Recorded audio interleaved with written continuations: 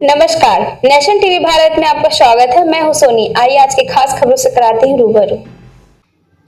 दुर्गापुर के मूचीपाड़ा क्षेत्र में एक अत्याधुनिक निजी अस्पताल निर्माण के उद्देश्य से गुरुवार को भूमि पूजन समारोह का आयोजन किया गया। कार्यक्रम में भाजपा के प्रदेश अध्यक्ष श्रामिक भट्टाचार्य मुख्य रूप से उपस्थित रहे। अस्पताल परियोजना की ओर से कल्पना इन संचालक हिरणमय दास ने बताया कि प्रस्तावित अस्पताल कुल लगभग 650 बेड का होगा। पहले चरण में 200 बेड वाले अस्पताल के निर्माण कार्य की शुरुआत के लिए विधिवत भूमि पूजन किया गया है। कार्यक्रम में विष्णुपुर के सांसद सौमित्र खान सहित कई गण्यमान्य व्यक्ति उपस्थित थे।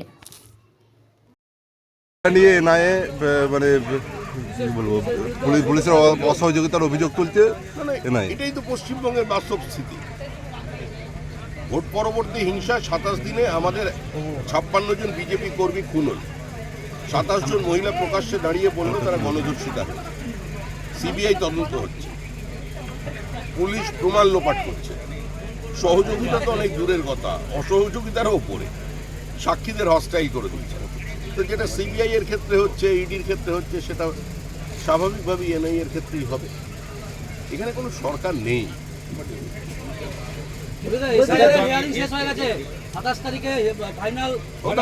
নির্বাচন কমিশনের বিষয়।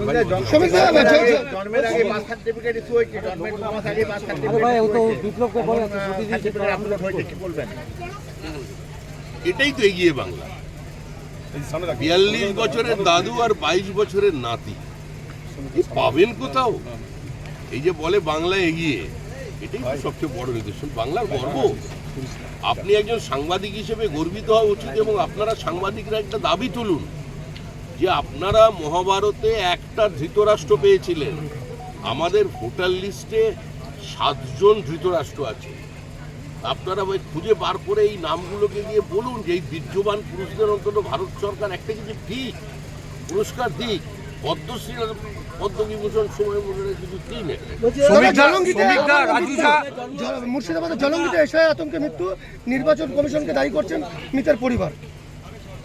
জলঙ্গিতে বৃদ্ধার মৃত্যু এশিয়া আতঙ্কে কিছু বলার নেই। এই সমস্ত মৃত্যুর হিসাব নিকাশ মানুষ বিধানসভা শ্রমিকদা রাজু ঝাকে কয়লা মাফিয়া রাজু ঝাকে দলে নিয়ে বিতর্ক তৈরি হয়েছিল।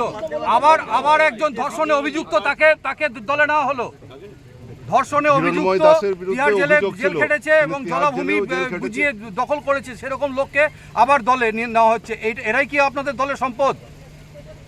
আপনি যে অভিযোগ করছেন তার উত্তর যার বিরুদ্ধে অভিযোগ আছে তিনি দেবেন। দেশে আইনের শাসন চলেছে, আইন আছে। আপনার অভিযোগের পরিবর্তে আপনি একটা থানায় গিয়ে মামলা করেন। বলছি রিঙ্কু মজুমদার তিনি লড়তে চান বিধানসভায় এবং বায়োডাটা জমা দিয়েছেন। ভাই বোনের বিয়ে হয়েছে, স্বামী স্ত্রীর বাবার নাম এক, সে তথ্য আপলোড হয়েছে। বিজেপির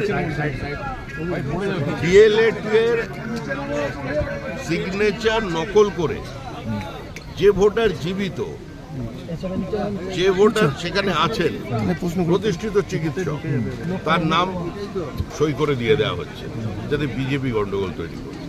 সমস্ত ধরনের অরাজক অবস্থা তৈরি করার চেষ্টা চালিয়ে যাচ্ছে।